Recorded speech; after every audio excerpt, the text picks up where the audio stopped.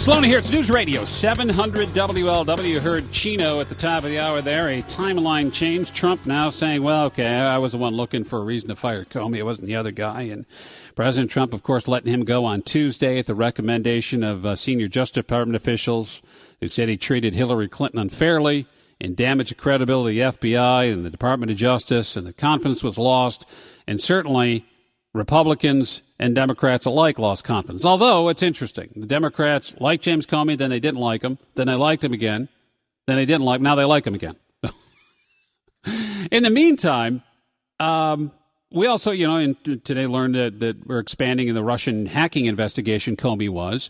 And certainly this thing sets up to be the scandal of all scandals, and the first scandal, I think, at least in our lifetime, that came up so quickly in the first term of a new president. And on this is Dr. Gleb Tsipursky. He's at The Ohio State University. He also is the head of Intentional Insights, which goes in the this is the area I'm fascinated with, the manipulation that goes on with stories like this. And Dr. Tsipursky, welcome back. How are you? Thank you. Really appreciate being back, Scott. All right. And being from that part of the world, too, I'll get your perspective on maybe the global view of this whole thing with Russian hacking into elections, allegedly hacking into elections, is that it's a very important story, obviously, too, because you've got the head of the FBI, you have Russian interference, you have emails, but you also have a timeline of possible indictments coming down, and the FBI director is fired. It looks and has some similarities to Watergate in the Saturday Night Massacre. But bigger than that is the fact that if you poll people, unless you're a huge political wonk on the left or the right, most people roll their eyes or paying no attention to this. I think that, to me, that is the story here. That's a critical part. And is that by design? Well, why do so few people seem to be interested in the theatrics of this aspect of politics? Well, people are not so interested because they don't know who is telling the truth, and they don't have an easy way of figuring it out. And that's what we at Intentional Insights try to help them with. How do you figure out who is telling the true story? What is the right story? We have the Republicans, we have Trump saying that Comey was doing a bad job and so on, and the Democrats saying that, well, Comey was getting too close to the actual truth about Trump and Russia. But let's be honest here. We all, as a country, as citizens, as patriots of the United States, we all want our top investigative bodies to be headed by competent officials. So if Comey is not competent, we want him out. We also all want to ensure that these officials, like Comey, can freely investigate other branches of the government, including the presidential administration, without fear of political retribution. So if Trump fired Comey because Comey was getting too close to the actual truth about Trump and Russia, we also don't want that to happen. That's not good for anybody, Republican or Democrat. But how do we figure out what is the truth here? Which of these two storylines is true? People have difficulty doing that, and they don't realize intuitively that we all have these same shared goals. And this is why we have this internal contradiction. We have internal discomfort between these conflicts that we don't realize. But there are, of course, ways to use behavioral science research to figure out the truth about these storylines. And if people had these tools to figure this stuff out, then they would be paying much more attention, and they wouldn't be feeling this negative internal discomfort that causes them to turn off the TV. And it's easy, though, Gleb, because we've all fallen this right, too, as you get into the echo chamber. If you watch Rachel Maddow on MSNBC, you think this is Watergate all over the place. You think that this guy was dirty before he came into office. He's the worst qualified president ever. He's an evil, despicable human being who shouldn't even be breathing the same air we do. If you flip over to Fox News and I don't know, watch Hannity, for example, it's a whole different mindset. He could be one of the greatest presidents of all time. He could be the reincarnation of Ronald Reagan, but the Democrats and the media won't give him a chance. So who do I believe? Exactly. This is a very difficult question. So this plays into one of the ways that our brain is screwed up, which is called confirmation bias or my side bias. So essentially, this is a behavioral science. This is what the research shows. People can go and look up confirmation bias, also called my side bias, where our minds tend to interpret new information in accordance with our past beliefs. So basically, Democrats will tend to watch MSNBC, Republicans will tend to watch Fox News, and that will cause this problem that we'll get the information that feeds our current predispositions. Fortunately, we can fight the confirmation bias in such situations and there's a really easy technique, there's a really easy trick. What we want to do is evaluate the opinions of people who have the most information, one, and who have political motivations to support one side, but fail to do so, or even support the other side. For example, we want to consider whether, so people in the know, in this case, would be lawmakers, members of Congress, so House and Senate. We want to see what they say about the firing and who they support. Do all Republicans support President Trump? Do all Democrats, support the Democratic narrative? And then that can give us a really good read on and get us away from our own biases, because we're all biased. We all have certain political positions. So altogether, in this case, we have Richard Burr. He's a North Carolina Republican. He heads the Senate Intelligence Committee. He's a steadfast Republican, well known as a conservative. Now, he expressed concerns about Comey's firing. He said he was troubled.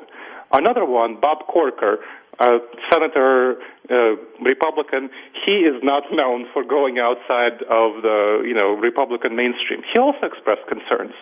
Of course, the traditional maverick, John McCain, expressed concerns, but we also have, altogether, we have 40 Republican congresspeople, both in the House of Representatives and in the Senate, expressing concerns over Comey's firing, while virtually every Democrat is calling for independent commissioner, special prosecutor. That data provides strong evidence that those people who are in the know, so federal lawmakers, are overall expressing concerns. So this gives us a way of getting away from our own biases, whether we watch MSNBC or whether we watch Fox News, and just look at these people and say, hey, there's something to be really worried about. Because of all of these Republicans, 40 Republicans expressing concerns. Breaking ranks is what you're saying. Where's the Democrats on? Exactly. But even with that, I have a problem because I'm pretty skeptical myself. My BS meter's set to 11 like yours, isn't that? Is this?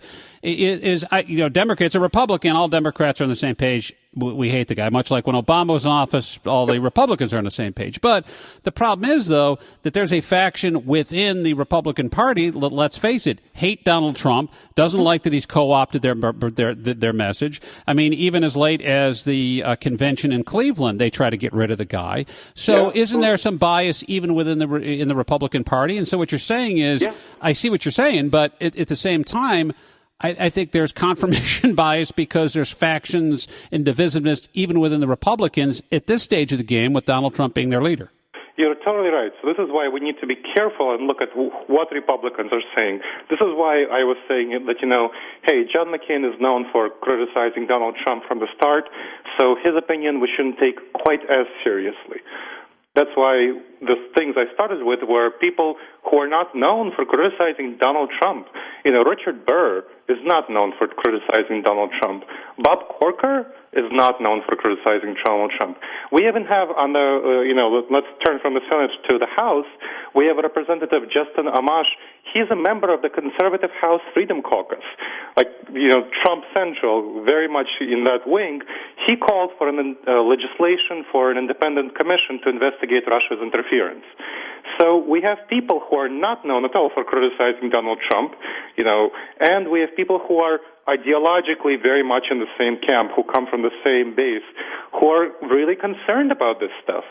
So this is how we can get away from, that faction of Republicans within the party, who were criticizing Donald Trump earlier onward, and look at what these people say who are not known for criticizing Donald Trump. Okay. That's a really easy way to get away from our own confirmation bias and my side bias. All right, and I think that's interesting too. Is look at who the people are, generally where they align. But it also takes a hell of a lot of work, and I think that's the other thing. Yeah. People, we want the quick read, right? We want the USA Today Cliff Notes version. We don't want to have to do all this stuff, and we basically leave it to people like yourself, and maybe to a smaller degree, people like me, to lay the stuff out there for them. But even then, that's dangerous.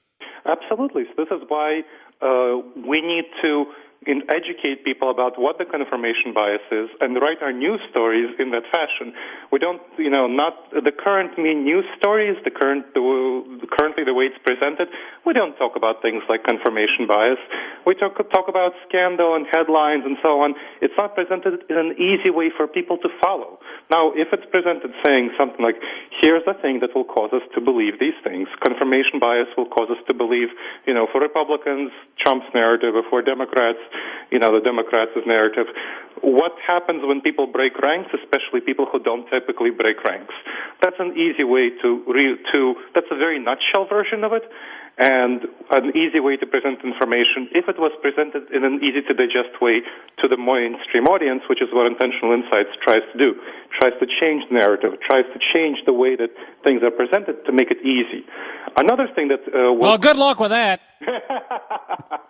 Well, I'm really glad that you're on our side, Scott, and are trying to present it, the audience with information in a way that's easy. No, seriously, the thing is I just, I'm so tired of rhetoric and BS and posturing and lies and mistruths and double cry. Just give me the facts and let me make up my own opinion on it. Absolutely. So this is why it's very important. And this is why it's important to know about these tricks like the confirmation bias and how to oppose it. Now, here's another one that might be relevant to some of your listeners. Not the confirmation bias, but something called the halo and horns effect. So halo and horns effect basically says that if we like someone, we will tend to like everything they do independent of the actual truth of the matter. Charisma, basically, is what you're saying. Yeah, basically. Bill Clinton. Bill Clinton do anything? It's like, man, I just love that guy. His politics, I look at Bill Clinton, he's a good guy. There you go, exactly. So people who like Trump, independent of whether they're Republicans or Democrats, we know that there are some Republicans who don't like Trump, and there are some Democrats who like Trump because he's a maverick, and there's some, the opposite for, Democrats. Mm-hmm. So people who dislike Trump. They'll independently dislike Trump and his actions in firing Comey, regardless of the truth, regardless of whether he fired Comey because Comey is incompetent or Comey was getting too close to the actual stuff with Russia. Yeah. So the way to address that, the halo effect, is to imagine somebody you like firing Comey. Imagine, let's say, if you're a Democrat and you like Obama, imagine Obama doing that, or Hillary Clinton doing that, or Bernie Sanders doing that. How would you feel in that case? So put somebody that you like, or that, if Trump is somebody that you like, put somebody that you dislike in that position, and evaluate it from that perspective. That really helps to address the halo effect and helps prevent that. So how would you feel if, let's say, you're a Bernie Sanders fan, or a Hillary Clinton fan, or an Obama fan? Imagine that person firing the Comey. Or if you don't like Obama or Hillary Clinton or Sanders and you like Trump, imagine Obama or Sanders or Hillary firing Comey and see how you would feel then. But I don't think, in interject, because we're running out of time, Gleb Sapersky from OSU and Intentional Insights, that's the problem, right? I brought it up in the monologue that, an example of James Comey, right?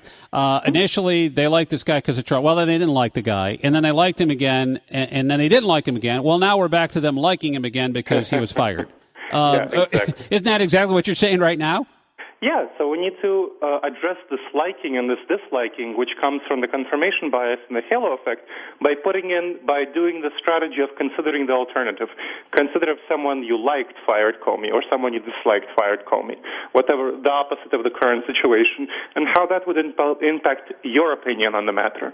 So that's a really great strategy to follow. Very good. Gleb Sapersky at The Ohio State University. He's head of Intentional Insights. Thanks again for joining. Appreciate it.